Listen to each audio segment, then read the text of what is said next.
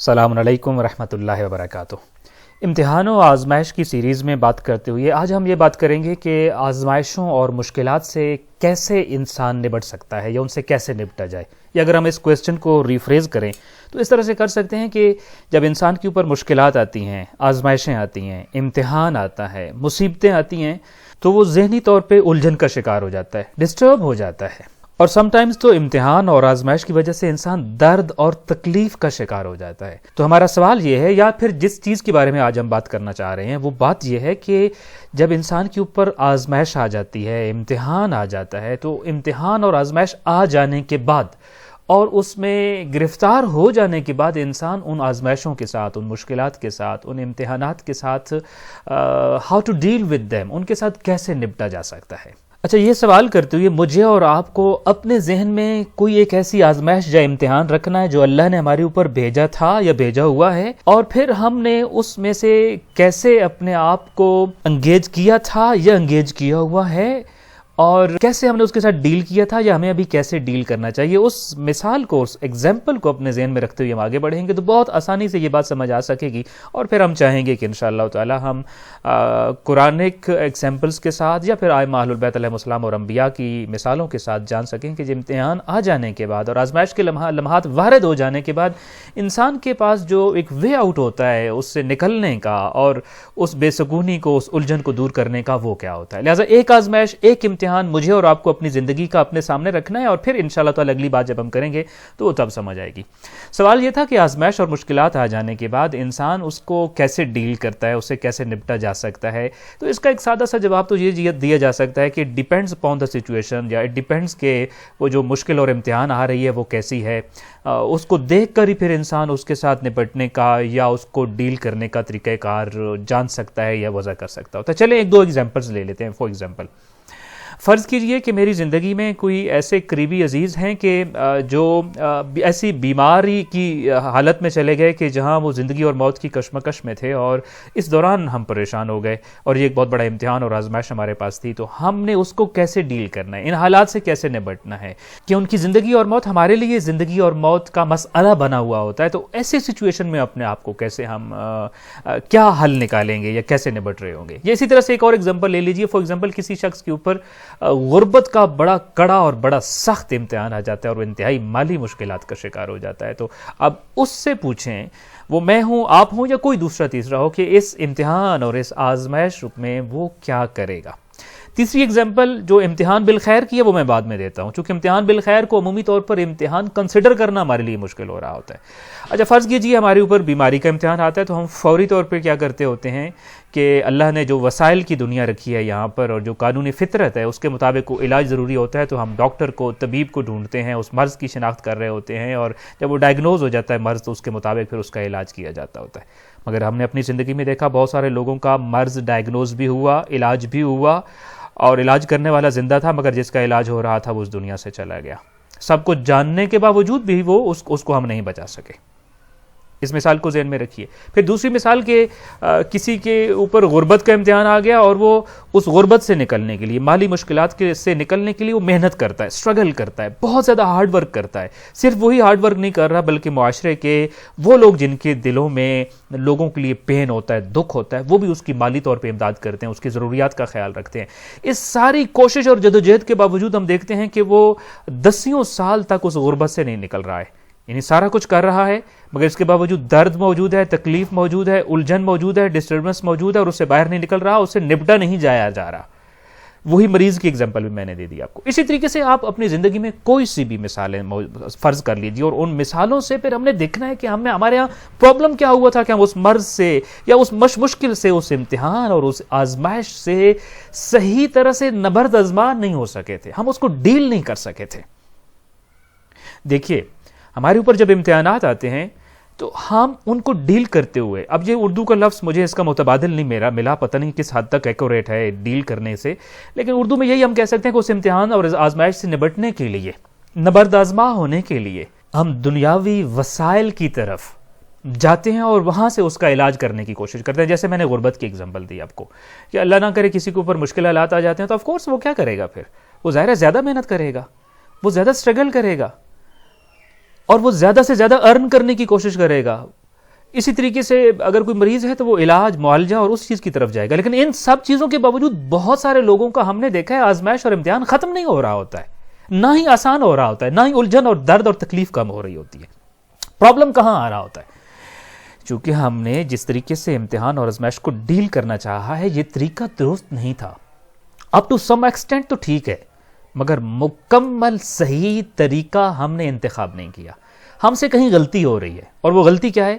ہم نے اپنی مشکل اور امتحان کے علاج کے لیے, اس کو ڈیل کرنے کے لیے بیرونی دنیا یا ایکسٹرنل ورلڈ کی طرف رجوع کیا ہے. اب بیرونی دنیا میں اب دنیا کے جتنے ایلیمنٹس ہیں, کسی بھی چیز کے اوپر ہاتھ لگائیں اور آپ پھر قانون قدرت سے پوچھیں کہ یہ چیز میرے اللہ تو نے کیوں پیدا کی, کیوں بھیجی, کیوں بنائی, اس کا ایک ون ورڈ آنسر ہوگا یہ تمہارے امتحان اور آزمائش کے لیے بنائی ہے. اولاد, مال, ماں باپ, پڑوسی, گھر, مکان, نعمتیں, جو کچھ بھی ہے آپ کے پاس, دولت, اختیار, اقتدار, جو کچھ بھی ہے, کسی چیز کے اوپر آپ پوائنٹ آؤٹ کریں اور اللہ کی ذات سے پوچھیں, قانون فطرت سے پوچھیں کہ یہ کیوں بنایا گیا. اس کا فوری طور پہ ون لائنر آنسر یہ ہوگا یہ تیری آزمائش اور تیرے امتحان کی خاطر بنایا گیا ہے. سو اس کا مطلب یہ ہوا کہ ایکسٹرنل ورلڈ, بیرونی دنیا, جب ہمیں مسئلہ پیش آتا ہے ہم فوراً بیرونی دنیا کی طرف رجوع کرتے ہوتے ہیں. بیرونی دنیا کی طرف رجوع کرنا اور 100% وہیں سے اپنے اس مسئلے, اپنی مشکل, اپنے امتحان اور اپنی آزمائش کا حل ڈھونڈنا, یہ شاید ایسی اپروچ تھی جو 100% کارگر نہیں تھی. چونکہ یہ سکون چاہتے تھے نا, ہم چاہتے تھے وہ ڈسٹربنس ختم ہو, وہ درد ختم ہو, وہ تکلیف ختم ہو, وہ الجھن ختم ہو. اب ہم نے سکون کا منبع یا آرام کا منبع اور چشمہ اور مرکز کیا کیا, ہم نے باہر کی اور بیرونی دنیا میں یہ ڈھونڈنا شروع کیا. تو ہمیں پتہ چلا نہیں, یہ نسخہ بیرونی دنیا میں نہیں ملے گا, کیونکہ بیرونی دنیا کے تمام ایلیمنٹس وہ تو آزمائشوں اور مشکلات اور مصائب سے پر ہیں, اللہ نے بنائے ہی اسی لیے ہیں. سکون کا منبع وہاں نہیں تھا, سکون کا منبع میرے اندر موجود تھا, میرے اندر کی دنیا میں موجود تھا. لہذا جہاں سکون لینے کے لیے ہم جانا چاہ رہے تھے اور ہم چلے گئے تھے, وہاں امتحانات و آزمائش و مصیبتوں کی صورت میں جو ڈسٹربنس آئی تھی, جو الجھن آئی تھی, جو مشکل آئی تھی, جو تکلیف آئی تھی, اس کا علاج وہاں موجود نہیں تھا. ہاں وہاں بھی البتہ اپ ٹو سم ایکسٹینٹ مجھے کچھ کام کرنے تھے اور باقی بھی کچھ کام کرنا تھا, اور سارے نے مل کے میرا مسئلہ حل کرنا تھا.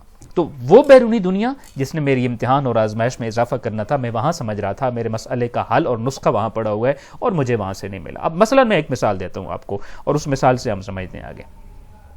اب غریب ہے نا, ایک غریب کی غربت کو دور کرنے کے لیے آج دن تک جتنے آرٹیکل لکھے گئے ہیں, جتنا ریسرچ ورک ہوا ہے, آج دنیا کے جتنے مالیاتی ادارے اور معاشی ماہرین جتنی آراء قائم کر رہے ہیں, آپ کسی کے پاس بھی چلے جائیں تو اس کا ظاہر ہے وہ زیادہ سے زیادہ کون سی چیزیں آ رہی ہوتی ہیں کہ اس کو زیادہ محنت کرنی چاہیے, زیادہ ارن کرنا چاہیے, اور ریاست کو اس کے کچھ حقوق کا خیال کرنا چاہیے, کچھ حقوق معاشرے کے ذمہ لگاتے ہیں, کچھ نیبرز اور پڑوسیوں کے ذمہ, کچھ رشتہ داروں کے ذمہ, اور یہ مل جل کے اس کی غربت کو نکالنے کا ایک نسخہ پیش کیا جا رہا ہوتا ہے. لیکن میں آپ کو امیر المومنین علی ابن ابی طالب علیہ السلام کی بارگاہ میں لے جاتا ہوں اور ان سے پوچھتا ہوں کہ مولا میرے اوپر اگر کسی فرد کے اوپر فرض کریں وہ غربت آ رہی ہے تو اس غربت کا حل کیا ہے؟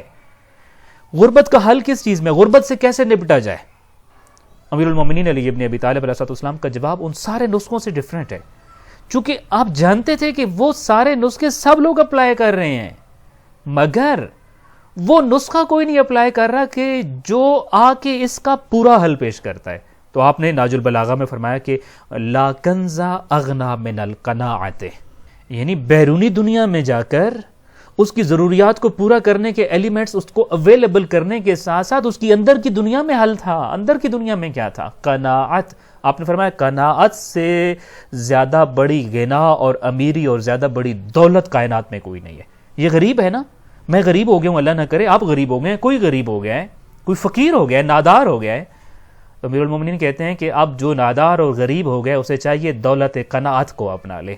اب یہ وہ نسخہ تھا جہاں مجھے میرے اس مرض کا علاج مل سکتا تھا. اب قناعت کیا ہے؟ یعنی اللہ نے جو دیا, میری محنت اور کوشش اور جدوجہد 100% ہو, اور اس کے بعد مجھے جو ملا ہے اسی کو اپنی ضروریات کے لیے کافی سمجھنا اور کافی کرنے کی کوشش کرنا کہ یہی کافی ہو جائے مجھے. لہٰذا جتنا میرے پاس دسترس میں اسی کے اندر اپنی ضروریات کو پورا کرنے کی کوشش کرنا, یہ قناعت کہلاتا ہے. امیر المومنین کہتے ہیں کائنات کی سب سے بڑی امیری, سب سے بڑا غنا, سب سے بڑی دولت قناعت ہے. یعنی یہ قناعت مجھے باہر کی دنیا میں تو نہیں ملے گی نا, قناعت تو میرے من کی دنیا میں تھی، میرے اندر کی دنیا میں تھی. پرابلم کیا ہوا؟ میرے اوپر امتحان اور آزمائش آیا. ہمارے اوپر امتحان اور آزمائش آتا ہے، ہم صرف بیرونی دنیا میں حل ڈھونڈنے چلے جاتے ہیں. میرے اندر، میرے من کی دنیا میں، میرے اندر کی دنیا میں with in me there لائز a solution, مگر ہم اس کی طرف نہیں جاتے. میں ایک اور مثال دیتا ہوں جس سے ہم زیادہ بہتر انداز میں شاید اس بات کو سمجھ سکتے ہو. وہ یہ ہے کہ امام زین العابدین علیہ الصلوۃ والسلام کے حوالے سے آپ دیکھیے نا، ہم جب مثال دیتے ہوتے ہیں مشکلات کی، جب ہم کسی کے اوپر بھی مشکل آئے تو ہم ان کو کربلا کی مثال دیتے ہوتے ہیں کہ دیکھیں نا کربلا میں کیا ہوا تھا. کوئی بڑی سی بڑی مشکل آ جانے کے بعد بھی ہم کہتے ہیں کہ کربلا کی طرف متوجہ ہو جاؤ تاکہ تمہاری مشکل تمہارے لیے آسان ہو جائے. کربلا سے بڑھ کے تو کوئی مشکل نہیں ہوگی نا. البتہ ہاں، ہم خود ہی پھر ایگزامپل دیتے ہیں، بکس میں پڑھتے ہیں، علماء سے سنتے ہیں، واعظین سے سنتے ہیں، مقررین ہمیں یہ بتاتے ہیں کہ کربلا سے بھی ایک مشکل منزل تھی جسے کوفہ و شام کہا جاتا ہے. نواب کربلا امام حسین علیہ الصلوۃ والسلام تھے، تو کوفہ و شام کے فاتح امام زین العابدین علیہ الصلوۃ والسلام تھے. لہٰذا امام زین العابدین علیہ الصلوۃ والسلام کو اور حضرت زینب سلام اللہ علیہا کو ہم اس لیے کہتے ہوتے ہیں کہ وہ ام المصائب حضرت زینب سلام اللہ علیہا کا تو لقب ہے کہ مصیبتیں جس طرح ان پہ آئی ہیں اس طرح کائنات میں کسی کے اوپر نہیں آئی ہیں. امام زین العابدین علیہ الصلوۃ والسلام کے اوپر بھی امتحان اور آزمائش آئی، اور ویسی آئی کہ جو ہم عموماً پڑھتے سنتے ہیں کہ جیسی کسی اور امام پر ایسی مشکلات نہیں آئی ہیں. امام علیہ الصلوۃ والسلام بھی اپنے خدا کے سامنے بیٹھتے تھے تو ان مصیبتوں کا تذکرہ کرتے تھے، اور امام کی ایک مناجات میں تو الفاظ ہیں مصیبات تو دنیا کا لفظ استعمال کیا ہے آپ نے، یعنی دنیا کی مصیبتیں. اچھا، ہم مثال کے طور پہ کون کون سی مصیبتیں ہو سکتی ہیں دنیا کی جو امام زین العابدین علیہ الصلوۃ والسلام کو درپیش تھیں؟ ایک تو بہت بڑی مشکل تو خود بنو امیہ تھے، پھر آپ کے شیعوں کے اوپر جو ظلم و ستم ڈھایا جاتا تھا، پھر آپ کو دین کی تبلیغ کے لیے آزادی نہیں تھی. ایک مشکل ترین جو فیز تھا امامت کا وہ امام زین العابدین علیہ الصلوۃ والسلام کے حصے میں آیا تھا. تو آپ کے سامنے اگر آپ ایک لسٹ بنائیں تو یہ ساری مصیبتیں بنتی ہیں. مصیبات تو دنیا ہیں جو آپ کے سامنے درپیش ہیں، اور اب سوال یہ ہے کہ یہ مصیبات تو دنیا ہیں، امام زین العابدین علیہ الصلوۃ والسلام ان کا علاج کیا مانگ رہے ہیں؟ مثال کے طور پہ یہ دعا کر رہے ہیں کہ میرے اللہ چونکہ مصیبات تو دنیا میں سب سے بڑی مصیبت میرے لیے بنو امیہ ہے، لہٰذا ان کو نیست و نابود کر دے. مصیبات تو دنیا میں سب سے بڑا مسئلہ جو سانحہ کربلا ہوا ہے، لہٰذا سانحہ کربلا کے جتنے قاتلین ہیں ان کے لیے مختار کو بھیج دے. کیا آپ یہ دعا مانگ رہے تھے؟ کیا آپ یہ دعا مانگ رہے تھے کہ پروردگارہ مجھے ایک مرکز چاہیے جس مرکز کے اندر میں تعلیمات دین کی احیاء اور بقا کر سکوں اور ترویج کر سکوں؟ مجھے ایک ایسا مرکز بنانے میں میری مدد فرما اور میری توفیقات میں اضافہ فرما تاکہ میں اپنے فریضے کو بخیر و خوبی پورا کر سکوں. ہمیں اس مصیبات و دنیا کا جہاں لفظ آپ نے استعمال کیا اپنی ایک دعا کے اندر، وہاں یہ چیز مانگتے ہوئے امام علیہ الصلوۃ والسلام نظر نہیں آ رہے ہیں. بلکہ امام علیہ الصلوۃ والسلام کیا فرماتے ہیں؟ یہ چونکہ مناجات 15 جو 15 مناجات مفاتیح الجنان میں بھی ہیں، صحیفہ سجادیہ میں بھی ہیں، ان میں سے ایک مناجات ہے مناجات الراجین. اس میں ایک لفظ آپ نے فرمایا کہ اسألک بکرمک ان تمن علی، کہ اے میرے اللہ تجھے تیرے کرم کا واسطہ تو مجھے عطا کر کیا چیز؟ من الیقین بما تہون بہ علی مصیبات الدنیا، مجھے یقین کی وہ منزل عطا کر، بما تہون بہ، کہ جس کے ذریعے میرے لیے آسان ہو جائیں کیا چیزیں؟ مصیبات الدنیا، دنیا کی مصیبتیں. یعنی امام علیہ الصلوۃ والسلام دنیا کی مصیبتیں آسان ہونے کا ایک نسخہ اپنے خدا کے سامنے پیش کر رہے ہیں کہ میرے اللہ میں جانتا ہوں کہ دنیا کی مصیبتیں تب آسان ہوتی ہیں جب فلاں کام ہو جاتا ہے، لہٰذا وہ فلاں چیز مجھے عطا کر. اب آپ کے سامنے جیسے میں نے عرض کیا مصیبتیں تھیں، بنو امیہ ایک مصیبت کے طور پر تھے. اب ان کا کلا کما اور خاتمہ چاہیے تھا، مانگنا چاہیے تھا میرے اللہ ان کو نیست و نابود کر دے. کربلا کے جتنے ظالمین اور قاتلین تھے ان کو عبرت کا نشان بنا دے. جو لوگ دین مذہب حق کی پیروی اور ترویج میں رکاوٹ ہیں، پروردگارہ تو ان کو نیست و نابود کر دے. آپ کیا مانگ رہے ہیں؟ میرے اللہ یہ جو مصیبات تو دنیا کو ختم کر دیتی ہے، بہت چھوٹا کر دیتا ہے، جو نسخہ اور جو چیز وہ چیز مجھے عطا کر. اور وہ چیز کیا ہے؟ من الیقین، مجھے یقین کی وہ منزل عطا کر کہ جب وہ یقین کی منزل پہ انسان فائز ہو جاتا ہے تو دنیا کی مصیبتیں اس کے سامنے ہیچ ہو جاتی ہیں، ریزہ ریزہ ہو جاتی ہیں، کم تر ہو جاتی ہیں، چھوٹی ہو جاتی ہیں. امام علیہ الصلوۃ والسلام نے یہ بتایا کہ مصیبات تو دنیا کا مقابلہ کرنے کے لیے آپ کو تلوار ضرور چاہیے، مگر تلوار سے بڑھ کے وہ یقین چاہیے آپ کے انر سیلف سے، آپ کے اندر سے. مصیبتوں، امتحانوں، آزمائشوں کا سب سے بڑا نسخہ آپ کے اندر سے ملے گا. امتحان سے کیسے نپٹا جائے؟ میرے اندر کی دنیا میں اس کا سب سے بڑا نسخہ موجود ہے. لہٰذا جب بھی ہمارے اوپر امتحان آتا ہے. میں I can give you more examples, but ہمارا جو کہ یہ بوسٹر شاٹ ہوتا ہے اور ابھی بھی اس کا وقت میں زیادہ لے رہا ہوں، اس لیے میری خواہش ہے کہ میں کم سے کم وقت میں آپ کو 3 باتیں آپ کے سامنے بیان کر سکوں. اور البتہ میں اپنے آپ سے بھی یہ بات کر رہا ہوں کہ جب میرے اوپر، آپ کے اوپر، ہمارے اوپر امتحان آ جاتا ہے، مشکل آ جاتی ہے، ہم بے سکونی کی کیفیت میں چلے جاتے ہیں، درد تکلیف کی کیفیت میں چلے جاتے ہیں. اچھا، ایک بات جو اس ضمن میں بیان کرنا غالباً رہ رہی ہے وہ یہ ہے کہ یہ امتحان صرف غربت نہیں ہوتی، خود دولت بھی تو امتحان ہے. تو دولت کے امتحان میں کیا ڈسٹربنس ہوتی ہے؟ دولت آپ کا سکون چھین لیتی ہے. آپ مالدار ہیں مگر آپ کا سکون چھین گیا ہے، تو اس آزمائش اور اس امتحان سے کیسے نپٹا جائے؟ آپ کے اندر اس کا علاج موجود ہے. وَيُطْعِمُونَ الطَّعَامَ عَلَى حُبِّهِ مِسْكِينًا وَيَتِيمًا وَأَسِيرًا. یہ آپ کے اندر ہے، یہ آپ کا اندر آپ کو بتائے گا کہ نہیں، اس جذبے، اس سکون کو حاصل کرنا ہے تو سخاوت اور ایثار کرو. اس کا حل باہر کہیں کسی ڈاکٹر کے پاس نہیں ہے، سکون والی ادویات میں نہیں ہے، صرف ورزش کرنے کے اندر کہ میرا کھانا ہضم ہو جائے نہیں ملے گا. چاہے آپ کا آزمائش بالخیر ہو، آزمائش بالشر ہو، دونوں صورتوں میں سب سے بڑا سلوشن اور نسخہ میرے اندر پڑا ہوا ہے. وہ جب تک اندر والا نسخہ استعمال میں نہیں لائیں گے، صرف بیرونی دنیا کے نسخے استعمال کرتے ہوئے آزمائش بڑھتی رہے گی، درد بڑھتا رہے گا، تکلیف بڑھتی رہے گی، الجھن اور زیادہ پیدا ہوتی رہے گی، ختم نہیں ہوگی. اللہ کی ذات نے مجھے آزمائش بالخیر دے دی، مال زیادہ دے دیا اور وہ سکون ختم کر رہا ہے میرا، تو کیا ہے؟ لن تنالوا البر حتى تنفقوا مما تحبون، کہ تم نیکی تب تک نہیں پا سکتے جب تک انفاق کی طرف نہ جاؤ. آؤ نا انفاق کی طرف، تمہارے اندر ایک حل ہے، جذبہ انفاق پیدا کر، تجھے سارے سکون تجھے ملنا شروع ہو جائیں گے. سو کوئی سا بھی امتحان ہو، میں نے جسٹ ایلیمنٹ آف شر کی ایگزامپل اس لیے دی تھی چونکہ وہ ہمیں زیادہ پرومیننٹ نظر آتا ہے کہ یہ امتحان ہے. ایلیمنٹ آف خیر ہمیں امتحان ہم سمجھتے ہی نہیں، ہم اس کو تحفہ الہی سمجھتے ہیں، حالانکہ وہ بھی سخت امتحان ہوتے ہیں. البتہ اس پہ ہم الگ سے بوسٹر کریں گے کہ ان میں سے کون سا زیادہ سخت امتحان ہوتا ہے، سخت ترین امتحان کائنات میں اللہ نے کون سا بنایا ہے. سو جب بھی ہمارے اوپر امتحان، آزمائش آ جائے، تکلیف آ جائے، درد آ جائے، الجھن آ جائے، بے چینی آ جائے، تو اس پہلی چیز نبٹتے ہوئی اس آزمائش سے اور اس کا مقابلہ کرتے ہوئے میں یہ ذہن میں رکھنی ہے کہ سکون اندر کی دنیا سے آئے گا، باہر کی دنیا سے نہیں آئے گا. یہ پہلی بات جو ہمیں ذہن میں رکھنی ہے. دوسری بات، اگر امتحان اور آزمائش کا مقابلہ کرنا چاہتے ہیں تو اس کا جو دوسرا اہم ترین نسخہ ہے وہ یہ ہے کہ اللہ نے آزمائش اور امتحان اس لیے بھیجی تھی کہ وہ مجھے دیکھنا چاہتا تھا کہ میں اس حالت میں کروں گا کیا، میں اس کو کیسے گزاروں گا. لہذا عموماً یہ ہوتا ہے جب امتحان بالشر ہمارے اوپر آتا ہے تو خدا نخواستہ لوگ ٹوٹ جاتے ہیں، بکھر جاتے ہیں، ہمت ختم کر بیٹھتے ہیں، حوصلہ ہار بیٹھتے ہیں، بعض اوقات اپنا ذہنی اور قلبی سکون ان کا ختم ہو جاتا ہے. یہ دیز آر دا نوٹیبلز ہم جو روزمرہ زندگی میں دیکھتے ہیں. اور اگر امتحان بالخیر ہوتا ہے تو کبھی وہ فرعون بنتے ہیں، کبھی نمرود بنتے ہیں، کبھی پتہ نہیں کون کون سے حقوق کے غاصب بن جاتے ہیں. تو امتحان کے آتے ہوئے پہلی بات یہ کہ اپنے اندر کی طرف رجوع کرنا ہے. اللہ نے وہاں سب سے بڑا سکون کا نسخہ رکھا ہوا ہے. پھر مثالیں بہت زیادہ ہیں. امام حسین علیہ السلام جب جناب علی اصغر کو اپنے ہاتھوں پہ ان کا لاشا اٹھا کر واپس خیام کی طرف آ رہے تھے تو آپ بار بار آسمان کی طرف دیکھتے تھے، اور راوی کہتا ہے کہ ایک مرتبہ رک گئے اور خالق کائنات سے کلام کر کے کہا، پروردگارا یہ سب کچھ کرنا میں حسین کے لیے بہت آسان ہے، لأنک ترانی، چونکہ تو دیکھ رہا ہے، میری اندر کی دنیا میں میرا کنیکشن تجھ سے ملا ہوا ہے. کیسے نبٹ رہے تھے اپنی آزمائش سے، کیسے اتنے بڑے امتحان سے سرخرو ہو رہے تھے کہ انبیاء بھی حیران کھڑے تھے کہ واہ حسین کیسے امتحان دیا تو نے. یہ امام علیہ السلام تو خدا سے ہم کلام ہو کے کہہ رہے ہیں یہ سب میرے لیے آسان ہے، میں اندر کی دنیا میں تیری ذات میں فنا ہو چکا ہوں، اور مجھے یہ پتا ہے کہ تو مجھے آزما رہا ہے، میں تیری آزمائش کا امتحان تیرے سامنے کربلا میں دے رہا ہوں، تو آزمائے جا رہا ہے، میں آزمائش پہ پورا اترتا جا رہا ہوں، تو دیکھتا جا رہا ہے، میں بڑھتا چلا جا رہا ہوں. امتحان اور آزمائش سے کیسے نپٹا جائے. دوسرا نسخہ، پہلا نسخہ اندر کی دنیا میں اس کا علاج موجود ہے، اس اندر رجوع کیجیے، البتہ باہر کے وسائل کا بھی استعمال کرنا پڑے گا. دوسرا یہ امتحان و آزمائش میں دوسری اہم بات، مشکلات ہمیں ٹوٹنے نہ دیں، بکھرنے نہ دیں، مایوس نہ ہونے دیں. مایوسی کفر ہے. ہمت اور حوصلہ نہیں ہارنا ہے، ہم نے اپنا ذہنی اور قلبی سکون ختم نہیں کرنا ہے. اور ایمان بالخیر ہے تو پھر ہم نے غاصب نہیں بننا، ظالم نہیں بننا، جابر نہیں بننا، فرعون و نمرود نہیں بننا.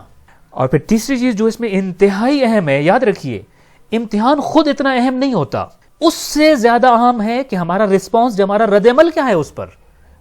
لیکن کوئی بھی حادثہ کربلا ایک حادثہ ہے، حادثے سے اہم کیا ہے؟ امام حسین علیہ السلام کی اس کے اوپر جو رد عمل تھا، اصحاب امام حسین علیہ السلام کا اس کے اوپر جو رد عمل تھا، ہم بیان کرتے ہیں کہ امتحان تو آ گیا تھا، کیسے بریر کھڑے ہو کر اور زہیر ابن کین کھڑے ہو کر حبیب ابن مظاہر شب عاشور کن کن الفاظ میں اپنے آپ کو پیش کر رہے تھے، امام حسین علیہ السلام کن کن خطبوں میں اپنے آپ کو موت کے لیے تیار پیش کر رہے تھے۔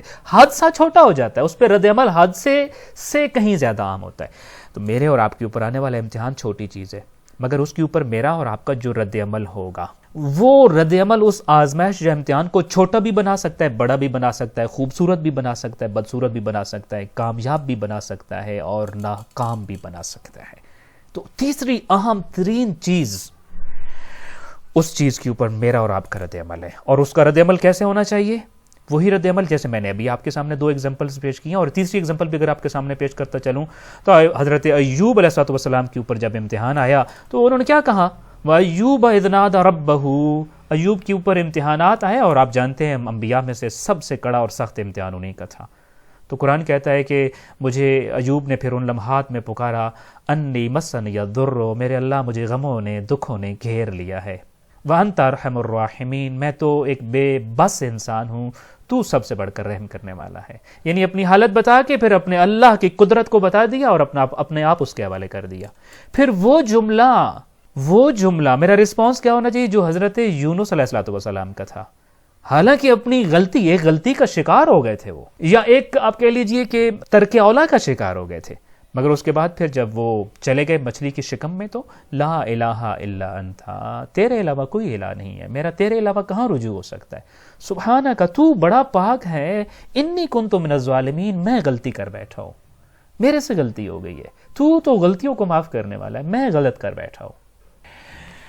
امتحان و آزمائش کے لیے 3 نسخے، انشاءاللہ تعالیٰ امید کرتا ہوں کہ یہ 3 نسخے، یعنی سکون اندر کی دنیا میں زیادہ ملے گا، باہر کی دنیا میں کم۔ اندر کی دنیا میں رجوع کیے بغیر پرماننٹ پورا حل کبھی نہیں مل سکتا، اور دوسرا یہ ہے کہ مشکلات کبھی ہمیں توڑ نہ سکیں، مشکلات کے سبب ہم کبھی اپنا سکون ختم نہ کریں، اور تیسری اہم ترین چیز، مشکلات کے اوپر میرا اور آپ کا رد عمل وہ ہونا چاہیے کہ جو رد عمل اس امتحان کو ہماری نظر میں چھوٹا یا بڑا کر دے۔ دعائے خالق کائنات ہمیں اپنی زندگی میں ہر امتحان اور ہر آزمائش پہ پورا اترنے کی توفیق عطا فرمائے، تمام آزمائشوں، مشکلات، مصیبتوں اور امتحانوں میں ثابت قدم فرمائے، اور تمام میں کامیابی سے ہمکنار فرمائے۔ والسلام علیکم ورحمۃ اللہ وبرکاتہ۔